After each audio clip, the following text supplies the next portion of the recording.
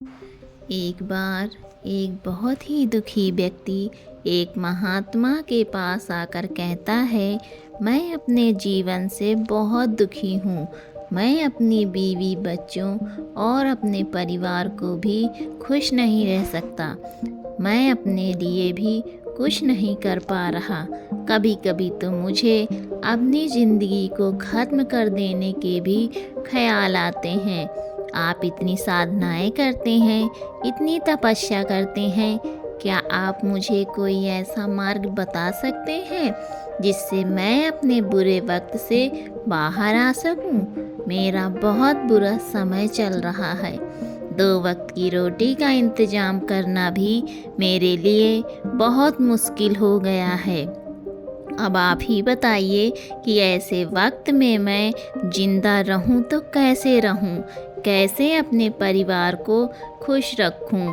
कृपया करके कोई साधारण सा तरीका बताने की अनुकंपा करें ताकि मैं आसानी से समझ सकूं, क्योंकि मैं बहुत पढ़ा लिखा नहीं हूं। अगर आप बड़ी बड़ी ज्ञान की बातें करेंगे तो शायद मैं कभी समझ भी नहीं पाऊंगा।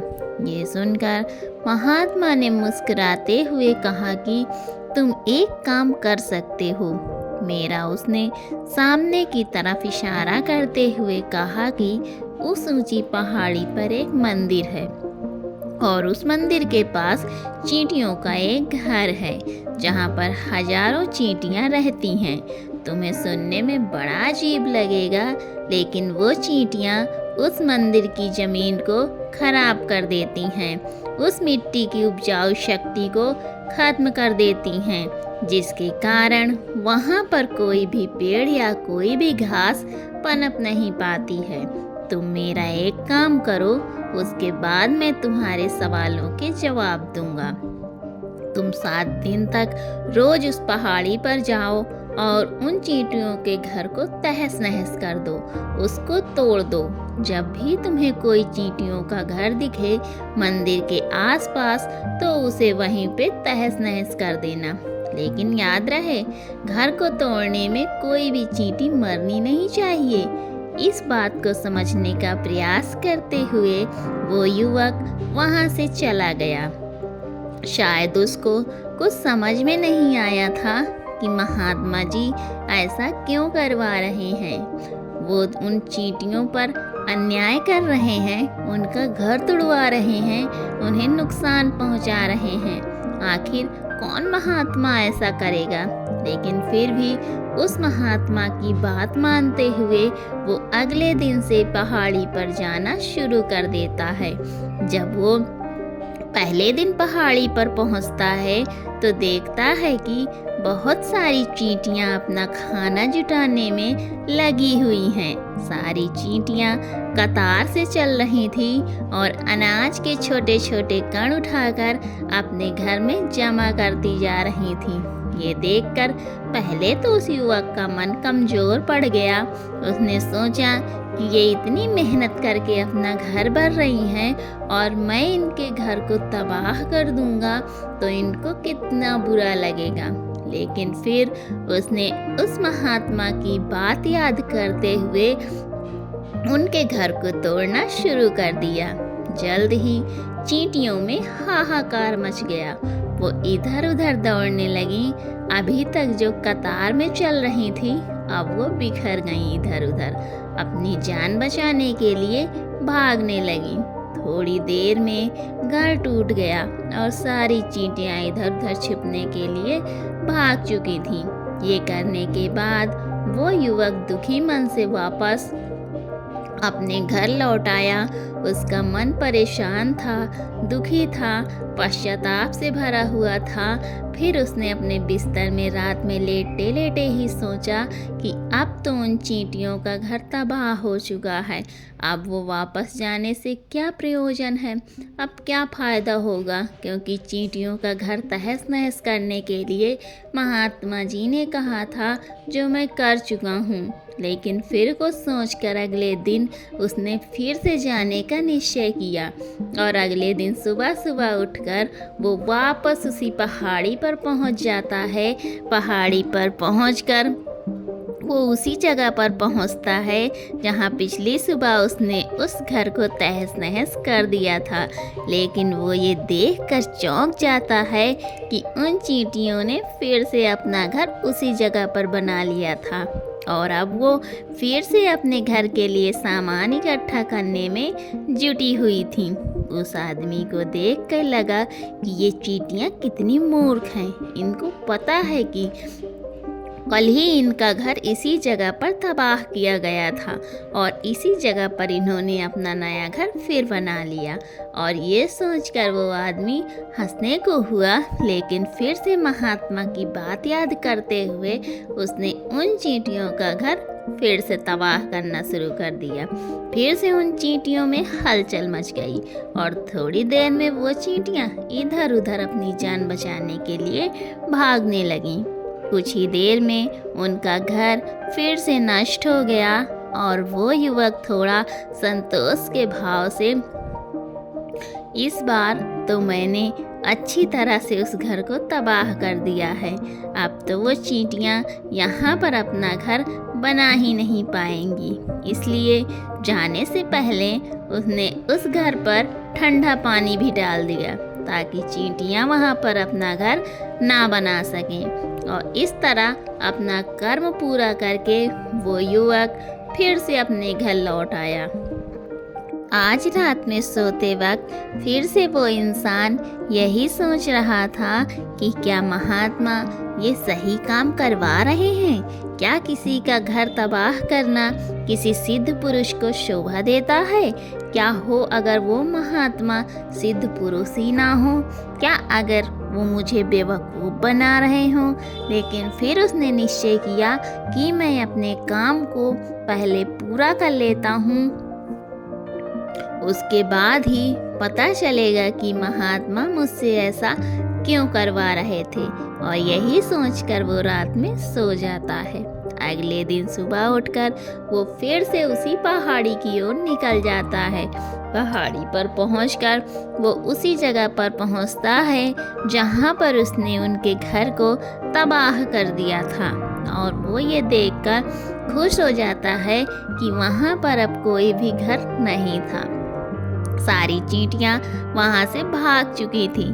अब उसने सोचा कि अब मेरा रोज रोज आने का क्या प्रयोजन, क्योंकि चींटियां तो अपना घर बदल चुकी हैं और महात्मा जी ने मुझे 7वें दिन आने के लिए कहा था, लेकिन आज तो तीसरा ही दिन है। अब बाकी 4 दिन वापस आने का क्या प्रयोजन। और यही सोचकर उसने निश्चय किया कि यहाँ से वो सीधा उसी महात्मा के पास जाएगा और उनको ये सारी खबर बता देगा। जब वो वापस मुड़कर उस पहाड़ी से उस महात्मा की कुटिया की तरफ जाने लगा तो उसने देखा अचानक उसकी नज़र एक और घरौंदे पर पड़ी जो कुछ चींटियों का ही बनाया हुआ था।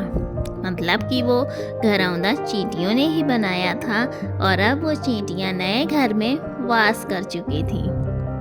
ये नया घर उनके पुराने घर से थोड़ी ही दूरी पर था और जब उस युवक की नज़र उस घरौंदे पर पड़ी तो उसने सोचा कि शायद महात्मा को पता था कि ये चींटियां अपना घर यहाँ से बदलकर किसी दूसरी जगह पर बना लेंगी, इसीलिए उन्होंने मुझे 7वें दिन आने के लिए कहा था। और ये विचार करके वो उनका नया घर भी तोड़ने के लिए पहुँच जाता है। जब वो वहाँ पहुँचा तो चींटियां उसी तरह अपने कार्य में लगी हुई थी। वो अपने लिए खाना इकट्ठा कर रही थी और अपने घर में जमा करती जा रही थी। जो पुराना घर टूटा था वहाँ भी अनाज के कर्म बचे हुए थे और चींटियां वहाँ से भी अनाज इकट्ठा कर कर के वापस अपने घर में ला रही थी। अब यहाँ पर फिर से युवक का मन थोड़ा कमज़ोर पड़ गया, क्योंकि वो खुद भी कमज़ोर था, खुद भी वक्त का मारा हुआ था। इसलिए उसके मन में उन चींटियों के प्रति दया का भाव उमड़ रहा था। उनके ऊपर उसे दया आ रही थी। वो चाहता था कि उनकी मदद करे, लेकिन वो उल्टा उनको नुकसान पहुंचा रहा था। लेकिन उस महात्मा की बात को याद करते हुए उसने फिर से उस घर को तोड़ने का निश्चय किया और उसने इस बार बड़ी ही सावधानी के साथ किसी चींटी को कोई नुकसान पहुंचाए उस घर को तबाह करना शुरू कर दिया। वक्त थोड़ा ज़्यादा लगा क्योंकि किसी भी चींटी को नुकसान न पहुंचाने की शर्त महात्मा ने पहले ही रखी थी। इसलिए उसने बड़ी सावधानी के साथ उन घरों को तबाह कर दिया, लेकिन आखिरकार उसने उस घर को भी तबाह कर दिया और उस घर को तबाह करने के बाद वो बड़े ही दुखी मन से घर वापस आ गया। इस बार वो पहले से भी ज़्यादा दुखी था क्योंकि उसने उनका नया घर भी तोड़ दिया था। वो उन चींटियों को बसने ही नहीं दे रहा था और वो अब अपने आप को शैतान या दानव समझने लगा था।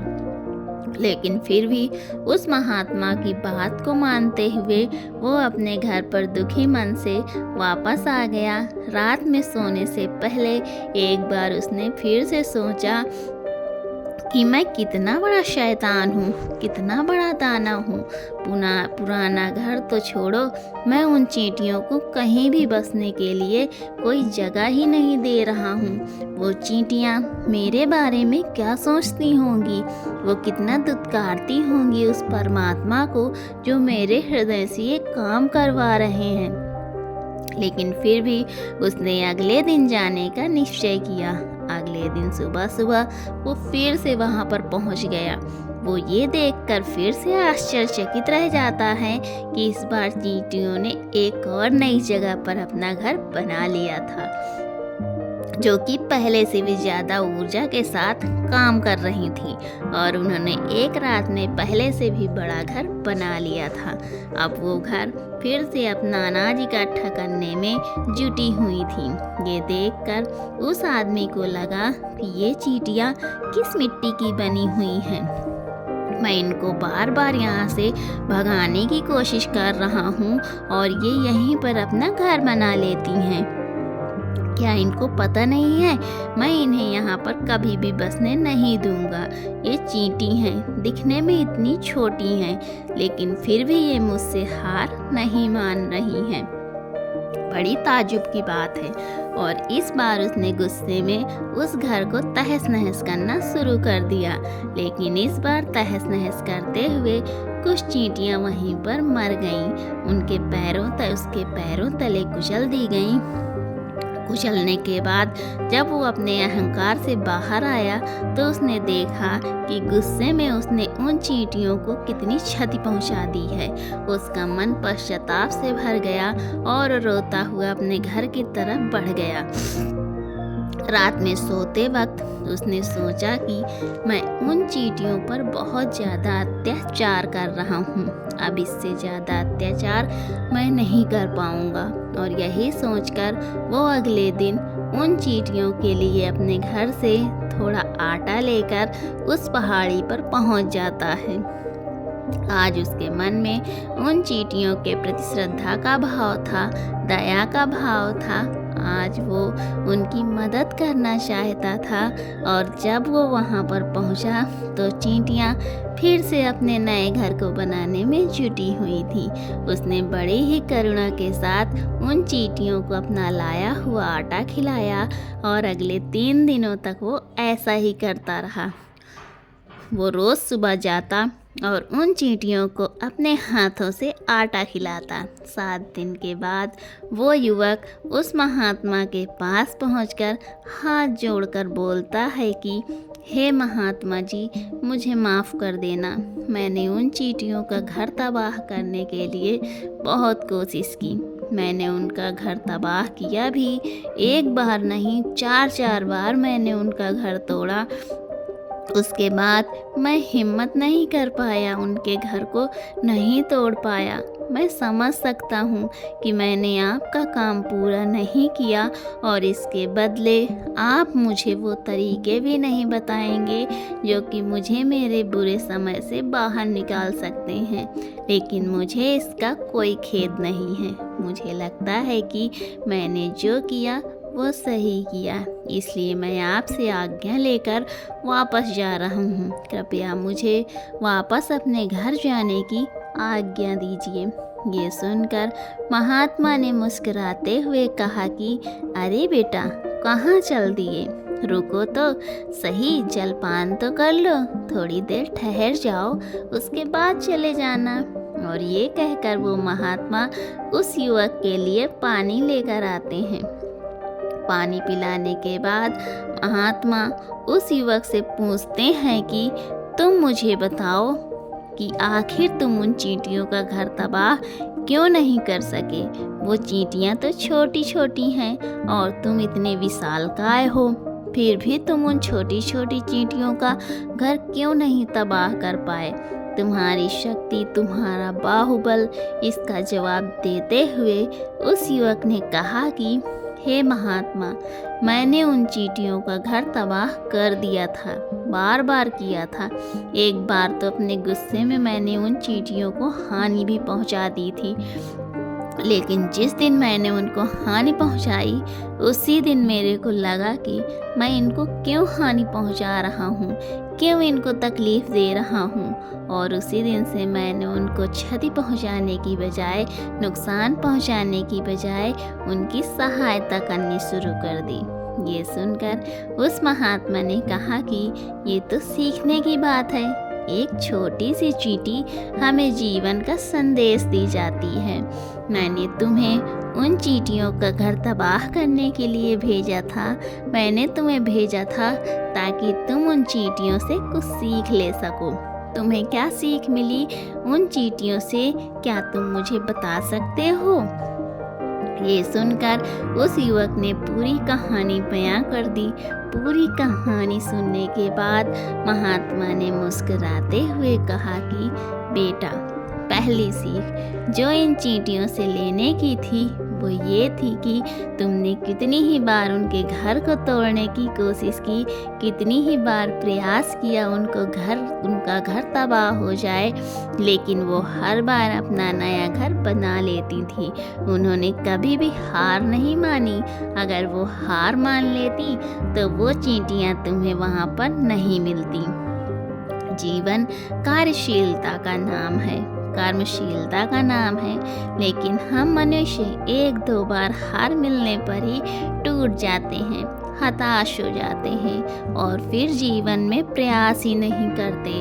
और कुछ लोग तो अपनी ज़िंदगी को ख़त्म करने पर उतारू हो जाते हैं। लेकिन जानवरों में तुमने एक बात देखी होगी कि वो अपना जीवन खुद से, स्वयं से कभी ख़त्म नहीं कर सकते।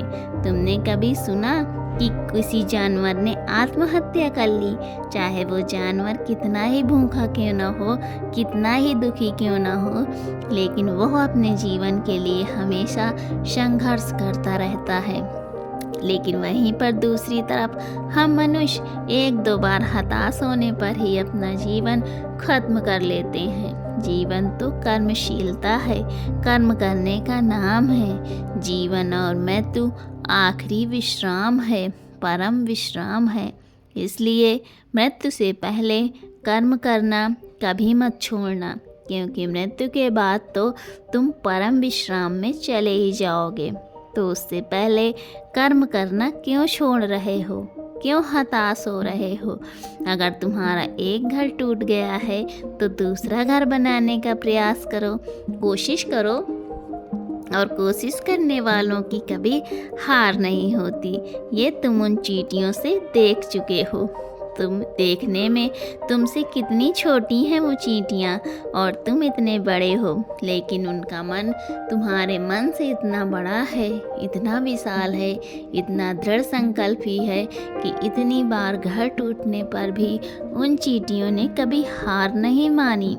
दूसरी सीख यहाँ से लेने की थी वो ये थी कि जब भी हमारे ऊपर बुरा समय आता है, हमें लगता है कि ये समय कभी नहीं जाएगा, ये समय मेरे जीवन को बर्बाद कर देगा, मुझे कभी नहीं जीने देगा।